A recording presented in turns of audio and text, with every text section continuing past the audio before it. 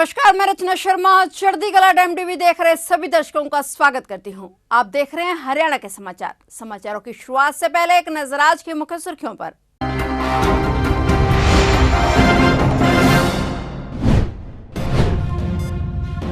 Sarpanch quotation से 5 लाख तक के करवा सकेंगे कार्य। ई टेंडरिंग को लेकर सीएम मनोहर लाल का बड़ा ऐलान।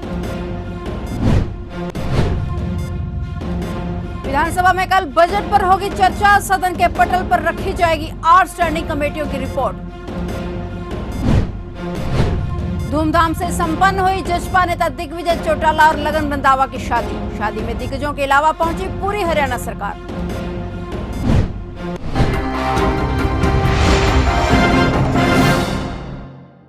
और अब समाचार विस्तार से।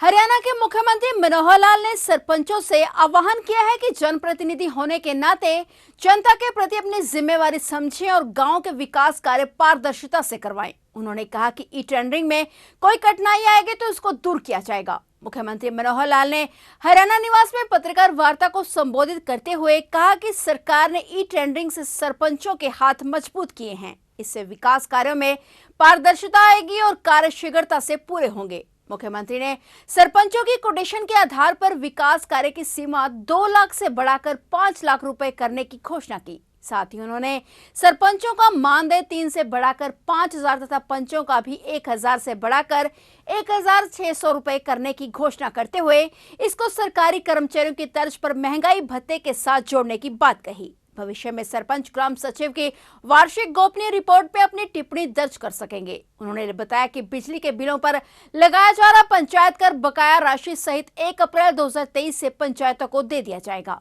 इसमें से पंचायतों के लंबित बिजली बिल की कटौती करके हर तिमाही में भुगतान किया जाएगा। उन्होंने बताया कि प्रत्येक ग्राम पंचायत में संपत्ति की बिक्री पर 1% स्टाम्प शुल्क की राशि ग्राम पंचायत को दी जाएगी। पहली बात तो है कि जो पंचायती राज सिस्टम है ये 3 टियर सिस्टम है और 3 टियर सिस्टम में जिला परिषद है, पंचायत समितियां और ग्राम पंचायतें।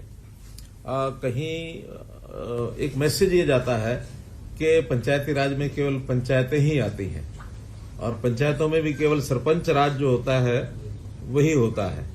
तो पहली बात तो ये 3 टियर है। दूसरा, ये सरपंच राज के बजाय पंचायती राज इस पर चलने का एक सिस्टम, क्योंकि हम इनको अधिक से अधिक ताकतें नीचे ग्राउंड लेवल पर दें, उसके लिए पिछले कुछ सालों से लगातार प्रयत्न कर रहे हैं। जैसा इंटर डिस्ट्रिक्ट काउंसिल के माध्यम से, जिला परिषद के सीओज के माध्यम से, सीओज की नियुक्ति भी हमने आकर की थी। पहले कोई सीओज की नियुक्ति नहीं होती थी, अब सीओज को भी लगाया गया है। और जिला परिषदों को उनको अलग से इंजीनियरिंग डिपार्टमेंट भी उनके लिए खड़ा किया जा रहा है, उनकी कैपेसिटी बिल्डिंग भी कराई जा रही है। सबसे पहले तो इसमें हमने पिछले दिनों में सीओज और जिला परिषद के चेयरमैन इनकी बुला करके दिन भर एक मीटिंग की थी और उसमें कुछ बातें और हमने आगे बढ़ाई है। और उसमें जो चीज दोनों बार सरपंचों के साथ और जिला परिषद के साथ जो लागू होती हैं, कुछ तो वो बता रहा हूं मैं, और कुछ जो है अलग अलग से भी इनका उल्लेख करूंगा। जैसे एक तो जब से चुनाव हुआ लगभग 1 क्वार्टर का समय शेष था, क्योंकि नवंबर में शायद चुनाव हुए थे, दिसंबर आते आते इनका ओथ हुई थी, तो जनवरी से लेकर और मार्च तक ही काम के समय बचते थे। फिर भी हमने जो एसएफसी का लास्ट क्वार्टर का पैसा है उससे भी ज्यादा पैसा, कुल 1100 करोड़ रुपया इनको एलोकेट किया था तीनों को, जिसमें जिला परिषदों का 110 करोड़ रुपया था और पंचायत समिति का 165 करोड़ रुपया और पंचायतों का 850 करोड़ रुपया। तो ऐसा ये 1100 करोड़ रुपए की राशि हमने भेजी थी। इस राशि को एसएनए अकाउंट उसके अंदर जमा कराया गया था। एसएनए अकाउंट एक ज्वाइंट अकाउंट होता है और उस ज्वाइंट अकाउंट में से ही और ये लोग अपने अपने काम के हिसाब से उसमें से पैसा ये निकाल सकते हैं। जो काम हो जाएंगे या जिनके टेंडर हो जाएंगे उसका पैसा उसमें रिजर्व हो जाता है। और उसमें जिला परिषदों को हमने कई जो उस दिन निर्णय किए हैं, पहला तो हर जिला परिषद का अलग से अपना कार्यालय होगा, 22 के 22। अभी कहीं एडीसी कार्यालय बैठते थे, कभी डीसी कार्यालय में 2 कमरे होते थे, कहीं कहीं कोई किराया पर लेकर रखते थे, लेकिन हमने हर एक जिला परिषद का अलग से कार्यालय हो। सीओ वहां सरकारी अधिकारी बैठेगा और जिला परिषद चेयरमैन, वाइस चेयरमैन, उनका अपना एक वहां सिस्टम होगा।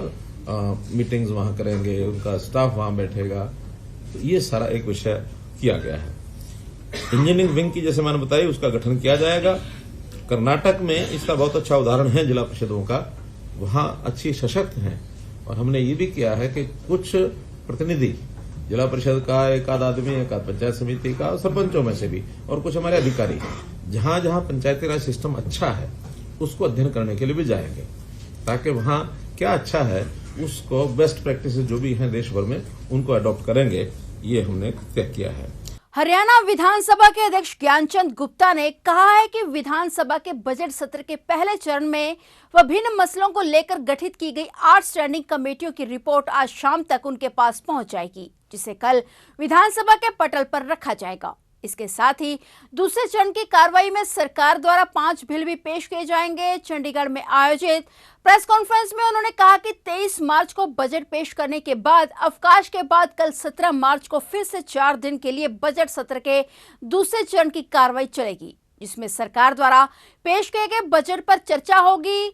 उन्होंने कहा कि कमेटियों द्वारा जो भी सुझाव दिए गए हैं उन पर विचार का अंतिम फैसला मुख्यमंत्री मनोहर लाल लेंगे। उन्होंने बताया कि बजट सत्र के दूसरे चरण में 17, 20 और 21 मार्च को 3 दिन बजट पर चर्चा होगी, जबकि 21 मार्च की शाम को मुख्यमंत्री चर्चा पर अपना उत्तर देंगे। 20 फरवरी को शुरू हुआ था और 23 फरवरी तक कार्य करने के पश्चात ये अवकाश पीरियड जो हमने कहा था कि जिसके अंदर हमने 8 स्टैंडिंग कमेटीज का गठन किया था, उन 8 स्टैंडिंग कमेटीज के गठन के पश्चात हमने अपने माननीय विधायकों के लिए एक बजट पर प्रशिक्षण कार्यक्रम का भी आयोजन किया।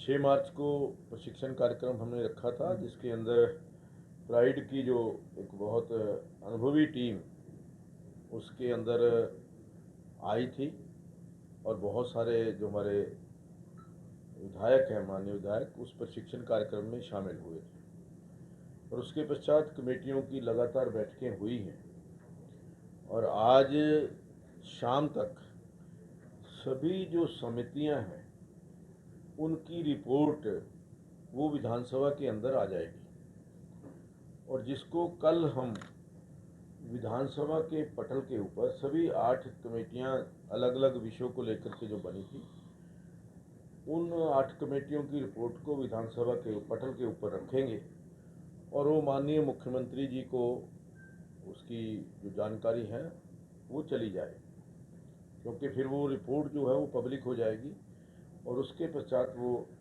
जो भी सुझाव हमारे माननीय विधायकों ने विभिन्न समितियों के माध्यम से दिए होंगे, उन पर माननीय मुख्यमंत्री जी जो भी संज्ञान लेना चाहेंगे या नहीं लेना चाहेंगे, ये उनका प्रोगेटिव है।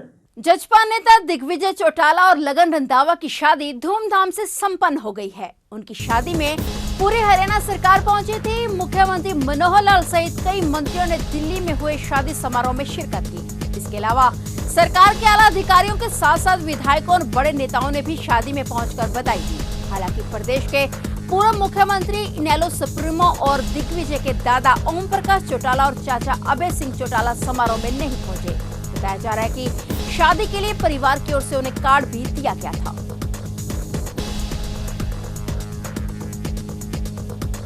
इनेलो की परिवर्तन यात्रा की आज फरीदाबाद के सेक्टर 3 से शुरुआत की गई, जिनमें इनेलो के सुप्रीमो ओम प्रकाश चौटाला ने यात्रा की अगुवाई की। वहीं उन्होंने अपने कार्यकर्ताओं में जोश भरते हुए कहा कि आने वाले 2024 में इनेलो की सरकार बनेगी और कार्यकर्ताओं की हर मांग को पूरा करने की इनेलो कोशिश करेगी। ओम प्रकाश चौटाला ने यह भी कहा कि हरियाणा के लोग भी अब परिवर्तन चाहते हैं और उनके इस यात्रा में बढ़ चढ़कर लोग भाग ले रहे हैं। इस दौरान उन्होंने इनेलो सुप्रीमो ओम प्रकाश चौटाला ने अपने पोते दिग्विजय चौटाला की शादी के बारे में पूछे गए सवाल पर चुप्पी साध ली और हंसते हुए कहा कि यह उनका निजी मामला है, वे इस मामले में कुछ भी नहीं बोलेंगे।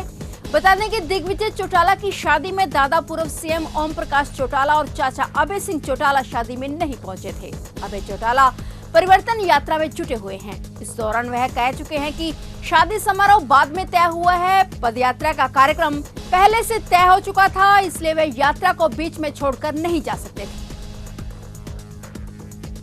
पंडित चिरंजीलाल शर्मा पीजी कॉलेज में चल रहे 5 दिवसीय इंटरनेशनल फिल्म फेस्टिवल के दूसरे दिन भी रंगारंग कार्यक्रम का आयोजन किया गया है। वहीं कॉलेज के विद्यार्थियों की ओर से हरियाणवी संस्कृति को जीवित रखने के लिए प्रदर्शनी भी लगाई गई, जिसमें पुराने समय में इस्तेमाल करने वाले मिट्टी व कांसे के बर्तन, चूल्हा, बीजना व शादी समारोह में मिठाई के लिए यूज किए जाने वाले बर्तनों की प्रदर्शनी लगाकर जागरूक करने का संदेश दिया जा रहा है। वहीं कॉलेज में मिड डे मील सहित समाज को एक नई दिशा देने वाली शॉर्ट मूवी दिखाई गई। प्रदर्शनी में प्राचीन समय के आभूषण को लेकर भी बच्चों को जागरूक किया जा रहा है। सर, हमने यहाँ पे हमारे हरियाणवी संस्कृति को प्रमोट करने के लिए और जो हमारे युवा उनको दिखाने के लिए किस प्रकार हमारे संस्कृति के अंदर क्या क्या होता है, प्राचीन समय किस वस्तु का उपयोग किया जाता है, इसके लिए एक प्रदर्शनी लगाई गई है जो आप यहाँ पे देख सकते हैं। सर, तो यहाँ पर आपने खाट भी रखी गई है हाँ जी और सर। कहीं ना कहीं ये जो बाउल होते हाँ थे जी सर। वो जब शादी समारोह हाँ जी, होता जब था, शादी होती थी हमारे यहाँ पर तो इनके अंदर सर इनको बोइया बोला जाता है सर हरियाणा के अंदर। इनके अंदर जैसे लड्डू वगैरह सर लड़की की तरफ से भेजे जाते हैं या फिर लड़के द्वारा दूसरे बार लड़की अपने घर वापस जाते हैं उनमें उसके लिए ले जाता है सर। तो आपने प्रदर्शनी में ये हुक्का भी रखा हुआ है। आजकल की ट्रेडिशन जो आजकल युवाओं को बड़ा क्रेज रहता है कि इस तरह के हुक्कों का फ्लेवर हुक्कों का इस्तेमाल सर जैसे आज का युवा हम बता रहे हैं कि वो नशे की तरफ ज़्यादा अग्रसर हो गया, वो आजकल हुक्के को एज ए नशे का प्रतीक देख रहे हैं या फिर अपने टाइम पास के लिए यूज़ कर। लेकिन जो प्राचीन समय सर हुक्के का उपयोग किया जाता है सर वो भाईचारों को बढ़ाने के लिए बैठे में सभी आसपास के व्यक्ति इकट्ठे होते बैठते थे, अपने भाई से बात करते थे क्या चल रहा है समाज के अंदर, तो उसको भाईचारे मान। लेकिन आज के युवा सर इसको एज ए नशे की तरफ लेके जा रहा है तो गलत है सर आज के लिए। आधुनिक कांग्रेस अपने संगठन को मजबूत करने के लिए लगातार काम कर रही है। हरियाणा के करनाल जिले में पार्टी कार्यकर्ताओं के बीच पहुंची कांग्रेस नेता कुमारी शैलजा ने कहा कि कन्याकुमारी से कश्मीर के लिए पहुंची राहुल गांधी की भारत जोड़ो यात्रा ने देश में एक नई लहर पैदा करने का काम किया। उन्होंने कहा कि देश व प्रदेश की जनता बीजेपी की जन विरोधी नीतियों से तंग आ चुकी है और अब जनता बदलाव चाहती है। जनता सिर्फ इस इंतजार में है कि कब देश व प्रदेश में चुनाव हो और बीजेपी को सत्ता से उखाड़ फेंके। इस दौरान शैलजा ने कहा कि महंगाई की मार आम जनता पर पड़ी है, गरीब और भी ज्यादा गरीब होता जा रहा है। इस दौरान शैलजा ने भाजपा सरकार को और भी कई मुद्दों पर घेरने की कोशिश की। रोहतक रेंज के नवनियुक्त आईजी राकेश आर्य ने पदभार संभालते ही बदमाशों और असामाजिक तत्वों को चेतावनी दे दी कि अपराध किसी भी कीमत पर बर्दाश्त नहीं किया जाएगा और उसे सख्ती से निपटा जाएगा। यही नहीं, उन्होंने अधीनस्थ पुलिस अधिकारी और कर्मचारियों को भी निर्देश दे दिए कि आम जनता से सभ्य तरीके से बात करें और उनकी समस्याओं का निदान करें। डिस्ट्रिक्ट में रेंज में सबसे पहली प्रायोरिटी तो वहाँ जो क्राइम है या जो लॉ एंड ऑर्डर है, क्राइम प्रिवेंशन और लॉ एंड ऑर्डर की मेंटेनेंस का एक इशू रहता है। जहाँ तक मैंने यहाँ के डिस्ट्रिक्ट्स में क्राइम प्रिवेलेंस को अभी तक समझा है तो साइबर क्राइम एक बहुत बड़ा चैलेंज बन करके आ रहा है। उसको हम उसमें हमारी प्रायोरिटी रहेगी। हम ये चाहेंगे कि सभी जो हमारे साइबर थाने हैं या जो हमारी साइबर डेस्क बनी हुई हैं, सभी कंप्लेंट्स का हम एक्नॉलेजमेंट करें, सभी कंप्लेंट्स को दर्ज किया जाए और उसमें प्रायोरिटी पे कार्रवाई हम लोग करें। और जो कोई साइबर क्राइम से रिलेटेड कोई ट्रेंड निकल करके आएगा, कोई गैंग की बात सामने आएगी तो उसको हम सीनियर लेवल पे टेकअप करके उस गैंग को बस्ट करें और ज़्यादा से ज़्यादा अवेयरनेस के कैंपेन भी हम चलाएं, जिससे कि लोगों को ये पता हो कि किस तरह से साइबर क्राइम से बचा जा सकता है और साइबर क्राइम होने की परिस्थिति में क्या स्टेप्स उनको लेने हैं, किस तरह से उनको 1930 नंबर पे कांटेक्ट करना है या उनका गवर्नमेंट ऑफ इंडिया का जो पोर्टल है उस पर फिर उसमें वो इन्फॉर्मेशन प्रोवाइड करनी है, जिससे कि न केवल उनका जो डिफ्रॉडेड मनी है वो ब्लॉक हो सके तुरंत, बल्कि उसकी रिकवरी भी जल्दी से जल्दी और ज़्यादा से ज़्यादा हो सके। सर, आपके जो एम्प्लॉयज़ हैं उनके लिए क्या संदेश देना चाहते हैं, क्योंकि आपकी नई जिम्मेदारी है और वो अधिकारी से कुछ एक्सेप्ट करते हैं? जी, मेरा ये सभी मेरे अपने साथी अधिकारियों को और सभी पुलिस कर्मचारियों को ये कहना है कि देखिए, हम लोग पब्लिक के लिए हैं, पब्लिक की ज़्यादा से ज़्यादा सुनवाई करें, उनके साथ अच्छा व्यवहार करें, कोई मिसबिहेव ना करें और जो जायज़ कार्रवाई उनकी बनती है उसको तुरंत और प्रभावी तरीके से करें। और यदि जो चीज़ नहीं हो सकती है या वो नहीं होने वाली है या जो गलत है उसके बारे में उनको थोड़ा समझाएं, काउंसिल करें कि भाई ये आपका मैटर है और इसमें ये कार्रवाई लीगल तौर पे, कानूनी तौर पे इतनी बनती।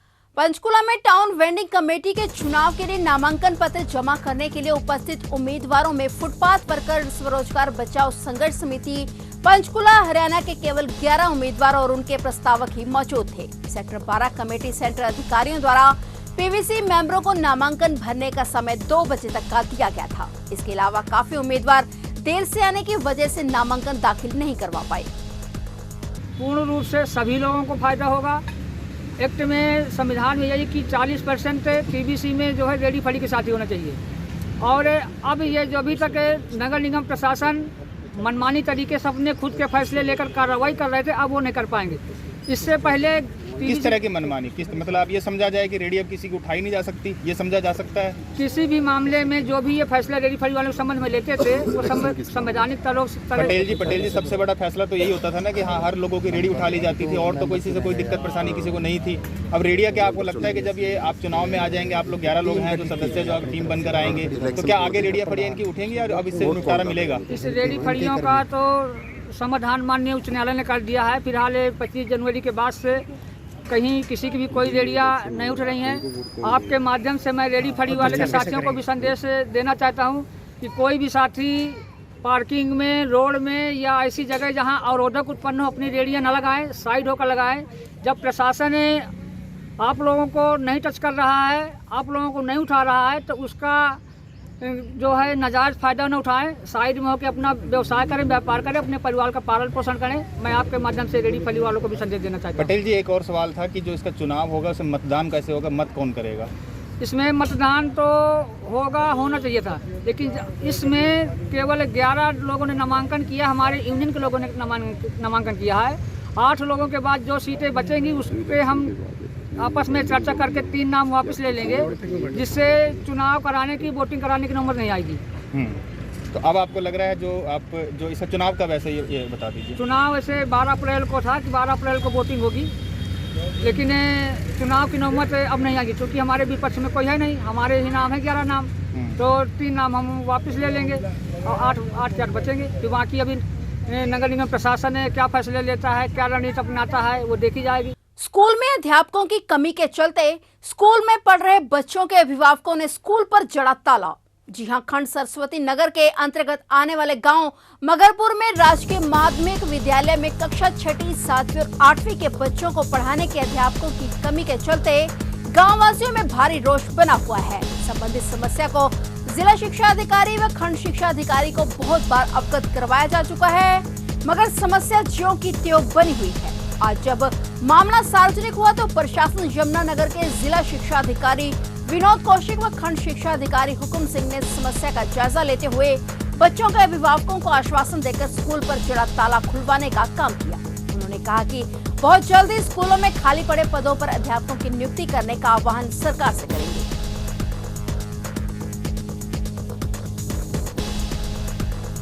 तो ये थे हरियाणा के समाचार, और नए समाचारों के साथ फिर से हाजिर होंगे। तब तक के लिए देखते रहिए चढ़ती कला टाइम टीवी।